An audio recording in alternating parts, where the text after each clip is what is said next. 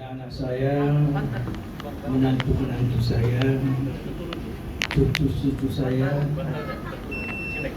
Oke, itu. Dan tidak disangka majlis yang diadakan seumpama ini. Kalau tadi malam kami dibawa di hotel, Beach Hotel, kemudian dikasih tahu kepada kami tidak diadakan majlis yang begini indah. Tadi saya sempat meneteskan mata. Payah saya hendak menahan air mata saya.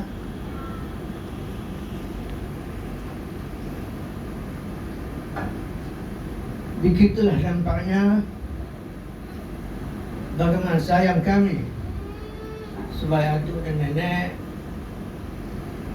dan begitu pula lah balasan kasih sayang anak-anak kami, menantu-menantu kami, cucu-cucu kami. Hanya kepada Allah lah yang dapat kami sampaikan, kami doakan. Semoga anaknya Allah Subhanahu wa Ta'ala. Kami begitulah sudah mencontohkan, yaitu ulang tahun perkawinan kami selama 50 tahun. Mudah-mudahan anak-anak kami, menantu-menantu kami begitulah hendaknya. Jangan sampai, kalau dapat lebih daripada itu lagi, janganlah sampai hendaknya berpisah. Tapi sampaikanlah. Sana nih. Kami anggaplah sebagai contoh Sebelah mama, ayah. yang kami tak sangka. Sebelah ya. Begini sambutan, begini kasih sayang anak-anak kami pada dan menantu kami, sampai mengadakan majlis yang begini.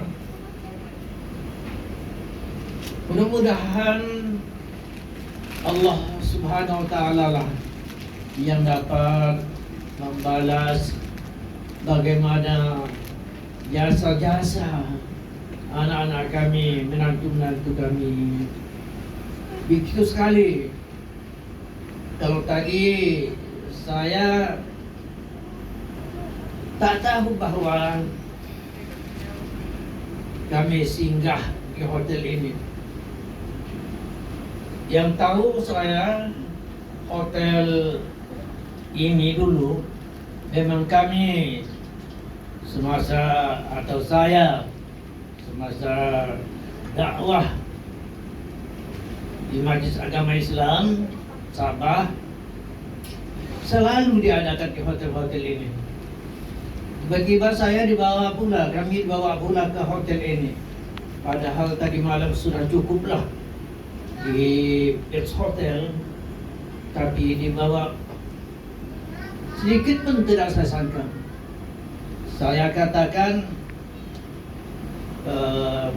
kalau sudah selesai ini balik rumah kami lah, tetapi rupanya disinggahkan di sini.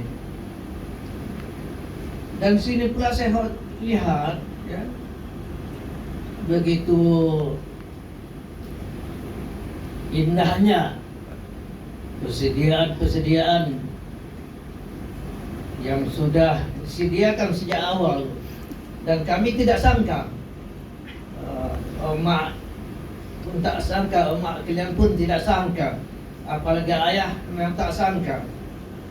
Tiba-tiba bukan saja yang begini diadakan sambutan, tetapi sudah dibelikan baju pula. Begini, saya macam ibunya apa? Siapa belikan? Siapa berikan tuh? Baju pink. Baju ayah pun sama pula. Nanti.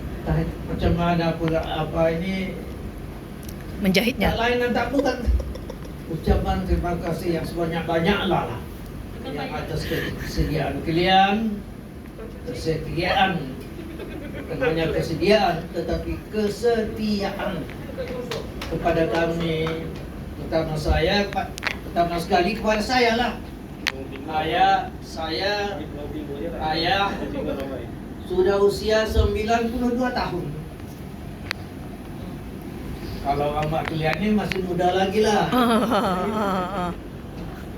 Tapi ayah sudah sampai 92 tahun. Mudah-mudahan kita semua yang kita dijadikan Tuhan ini bukan untuk sesuatu apa.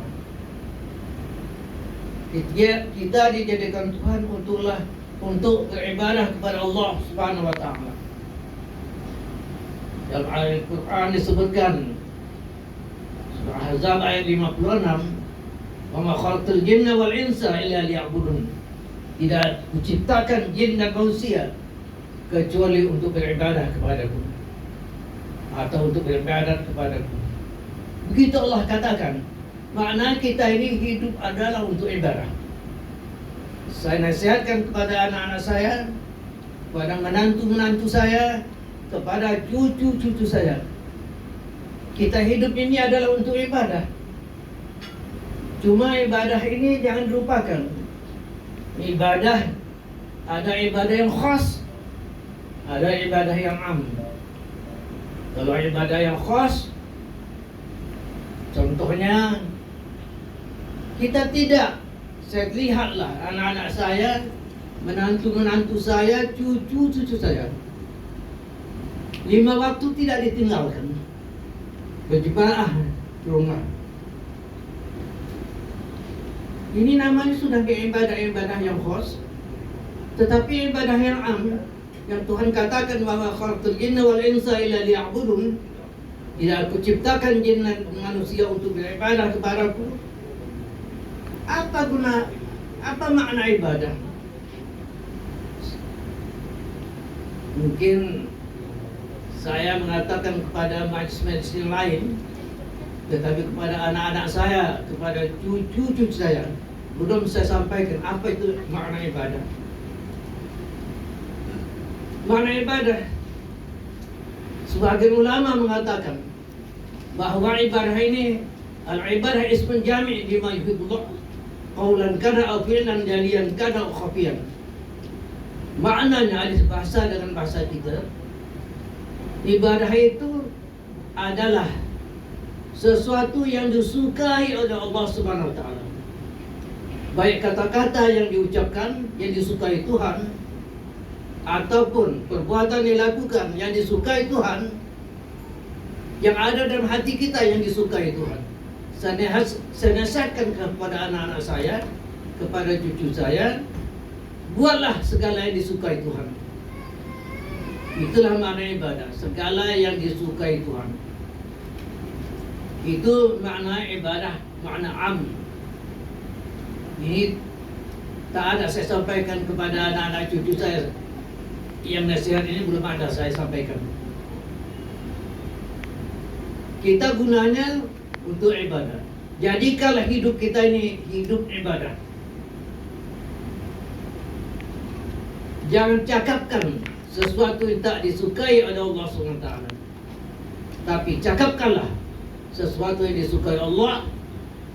Buatlah segala yang disukai Allah. Bikinlah dalam hati masing-masing yang disukai Allah. Yang tak disukai Allah, jangan cakapkan. Makna tak disukai Allah, dibenci oleh Allah SWT. Yang dibuat, yang disukai Allah. Jangan buat sesuatu yang tidak disukai Allah. Yang dalam hati kita yang disukai Allah. Jangan buat dalam hati kita yang tidak disukai Allah atau dibenci oleh Allah Subhanahu wa taala. Apabila disukai Allah, mudah-mudahan Allah taala manusia lain pun suka kepada kita. Sekali lagi saya ulangi, apabila dia sukai Allah, manusia yang lain pun akan suka kepada kita. Saya bukanlah untuk mencontohkan saya, tidak ya. Tetapi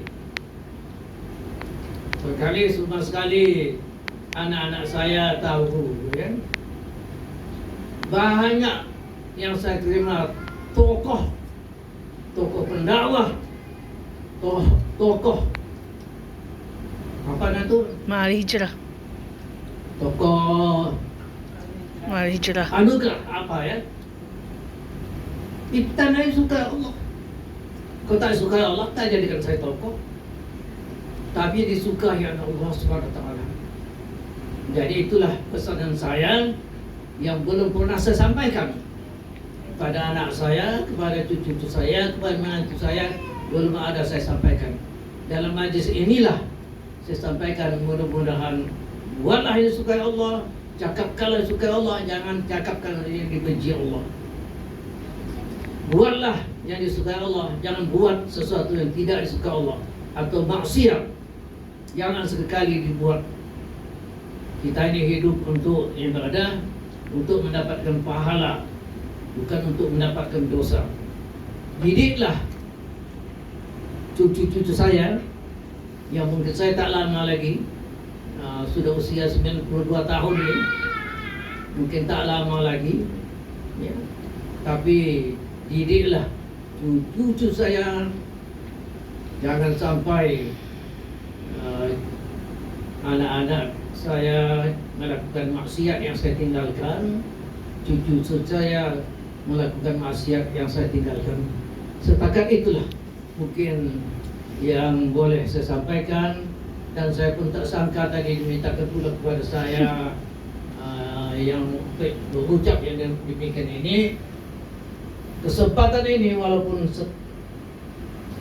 tak layak saya mengucapkan minta maaf, tetapi tidaklah minta maaf kepada saya, kepada atuk yang sudah tua ini, tetapi saya juga sebagai manusia biasa, tak salah saya minta maaf kepada anak saya, kepada cucu saya, kepada menantu-menantu saya.